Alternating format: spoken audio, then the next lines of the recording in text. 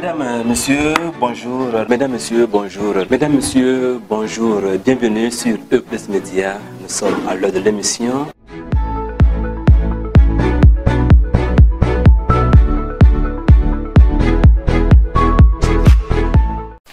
Mesdames, Messieurs, bonjour et bonsoir. Comme on le sait très bien, nous sommes sur E+ Média TV et c'est l'heure de l'émission E-Tour. E-Tour aujourd'hui nous envoie sur deux localités. Nous avons fait le tour de Bamono et de Atiémé au Bénin, au Togo bien sûr.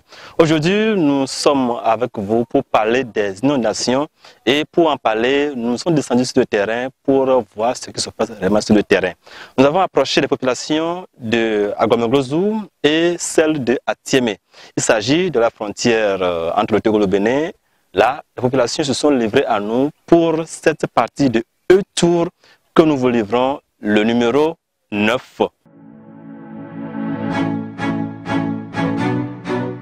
Mesdames, Messieurs, bonjour. Mesdames, Messieurs, bonjour. Mesdames, Messieurs, bonjour. Bienvenue sur E+ Média. Nous sommes à l'heure de l'émission.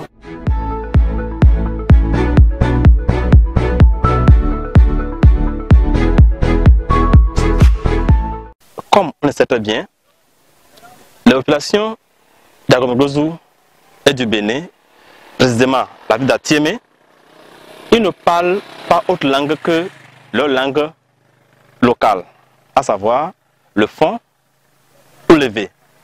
Alors, nous avons jugé que cette émission, ce numéro de E-Tour, soit faite dans la langue locale. Alors, à côté de quoi vous en avez mis le E+ Média TV dit, et il mis le pomposo et si l'on dit, Koubéwantia, mi va à Agomeglozu, le Togo, Koudou Atiémé, le Bénin, le Pont dit, mi kasin que je me vieux sur Koudou, avec mon nom à Bénion, le Jidonti, bois, Yanamena, Nia Senyake, je me vieux au Goulan, Bande, Nia Kaye, Agomevio, au Goulan Lamio, Nia se Agomeglozu, Tobe, et Nia Kounia Sokodo, et Siantia. Mi t'occupe, Nia Dra, Nia Monoa, a donna en Ponemi. Nebe mono avana nea mio fi na mio milea mi betina agleji mi tina no na makaka nebe mono amaga mo vaivoa emi gbato gbona vana pomo eya na gbato vani toa edo mpo ne mi lo nu beti bajia mi le aka ina gbato fuvia emi gbova fi ma mojo nya no ne mi onu do na mpo ne mi so gbopo la clivio Koufima, mon yoga cagbotoano. Bois, emi guado bova, mi guado bova, puama, pour mille cofa forme da. Oh, finami de la glala, mi glama, mi vetima. Quoi, oui, je t'en ovana, wacha ovana, on en der vanami. Ovana, ni babu fuma gama. Barona godo, kumia kami on a bobo, wamo bobo, tochola, miagbola vamova. Nani betia donna nama. O yo na le fo ne di glo ne pe o mo va na va kpo na fi ne mi no na o mo va na va kpo na mi o mo de mi o si be o de le mi agbo fi ma ye mo e o va glo le be afi ku ko ji e mi ayi ye be afi ku ko ji a jiji le mi o mi agbo be mi mo te ayo ne ni be o ji te ko ne mi la fa nya gbe ja lo de fi o gbe ji a enyo mi ajo le fi ma fa o gbe me ni choto na va ajiji vida ajiji voye mo be gbajo baba na be o va po mi na de kana la do anu waji te ko la fi bu na mia mi ajo ayi do mi na ti adon na mi du na ya sugbo mi be ti na baji kakava mi cho na toji vu ga do ma toji vu mo na mi asio mi no na ya du kaka mi va na gon si mo pe mi va plan na nu pe gba tojo na pues a mamá glane mi dea chi jaja chi gbe nya wa npo glane mi keke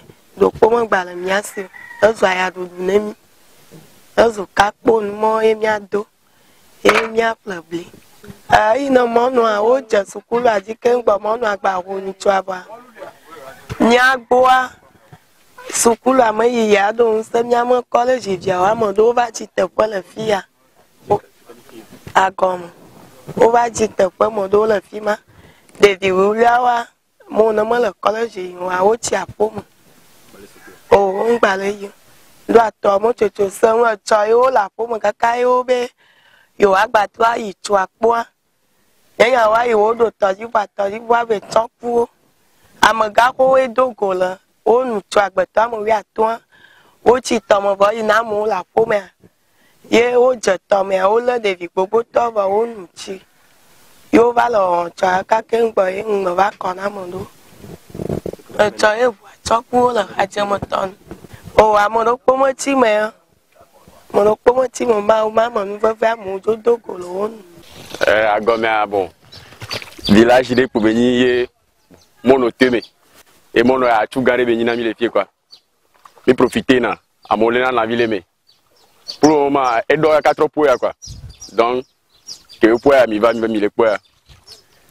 Mais on y a viré pichon on la quoi mon la tout dans la ville qui mi là quoi quoi. Dona ka ina funo tike eni ale on soja be hol funo ina egba na lojo amento kinto yan ina fi ogbore nto bon amole vont virer na mo nko amero le o dina gbe on ko je wa ba gbe o ba mi nya bo la gba 3 lo o mo gba 3 fi pa gbo lo wa cha wa gba yo kun ne ro da fi su edo am ba ho me ameko so to anti wa edo ba ho me fi amu na diga kariko ba beni ame so beni me o na diga nto.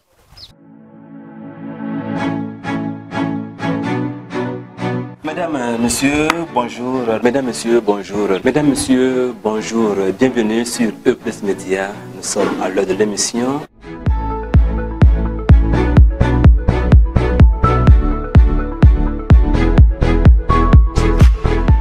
De retour pour la phase 2 de cette émission. E-Tour et comme tantôt vous l'avez suivi, ceux de Agomero se sont prononcés sur l'état de l'eau, l'avancée du mono, ce qui se passe, ce que eux aussi ils en font et qu'est-ce qu'ils en pensent après tout. Vous avez suivi ce qu'ils ont dit.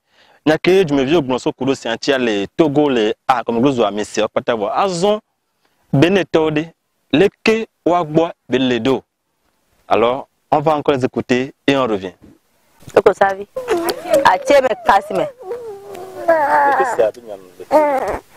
Mon aneva eva glena nsu bonemi.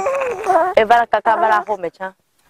Wa bébé toi aimé nemi don mi abenu kwa ebliwa mono ba khone akutewa e ba khone ye e khasa do mi keke mi ten pona ne do ami te ina fide peko mitina ahome mi ten gba ona dodo o ne gbona nene ne mi bayi ne edo de mi baya do wa e hona mi le hoa e hona do mi hona do wa kakabe aya o ma ten gba ifuno ebuna me ogbon na mi e kan gbo hoya mi la onua nenu amu sin le nu ajiwa leke mi la ba ehun mi na gbo be e la vala 3 nten gbo ba 3 na wa e ba glo voya e ho nu la gble na mi vo do ame ko nko ba mi acha mi le plevo ne ba mi aja fi da e khasa do kan gbo hoye mo no adoa e dépend back ko mo e de la funa mi le fiento e bana mi abe ho akwa gble nku mi ato Bobore, Boboto Glena, Intratro, mi pobene, i vide mi atro do bois, batro, on abu, on a car on a baga meton, baga menene. Soria on, que moi, mi pobe, na beto ayo wato va. A globe no mama, leke, on edo, pas garder si alors qu'on kaka, et bien là, quand on voit là-bas, on doit la grande obehoa. Que vinto eva via mba ya yin no donc ala no mu vide o mu vide ala no fi e mo la no wo ebe do kaka la fura ke ngbo ta tro na bu nene o la wo ebe do ga me am ja do akwe ako me sugbo agba ona me o se ke be gbana do san o ma gba kan nene ati gbe ko eji o le ni po enu ke ngbo pe o ten we nene a e bi la gble na nu ku le agbele me dede aya to konte u pereka mi anu to wa Omunya tutu. Nous vivons ces miato na, nous vivons ces miato. Que mono ya bia tona home ho va ya. Le que biduro doa konoto doa toa, le que biduro doa yo zenero. No abaraya. Boa le que biduro doa yo zenero. Ah, le go savi amele. Go savi.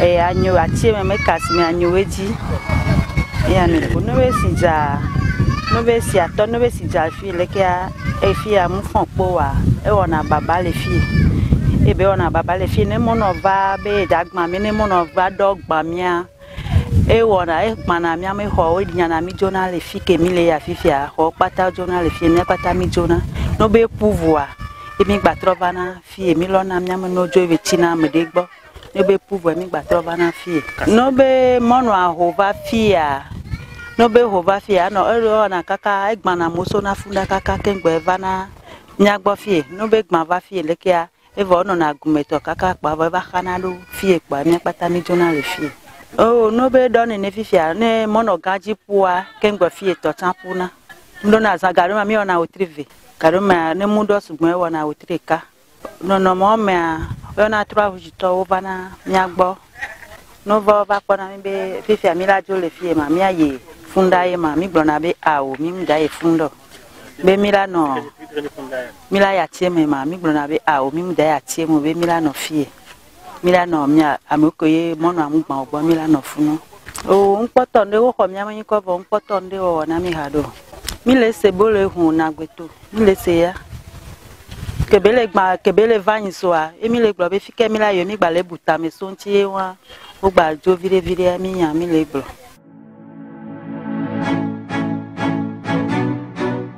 Mesdames, Messieurs, bonjour. Mesdames, Messieurs, bonjour. Mesdames, Messieurs, bonjour. Bienvenue sur E+ Média. Nous sommes à l'heure de l'émission.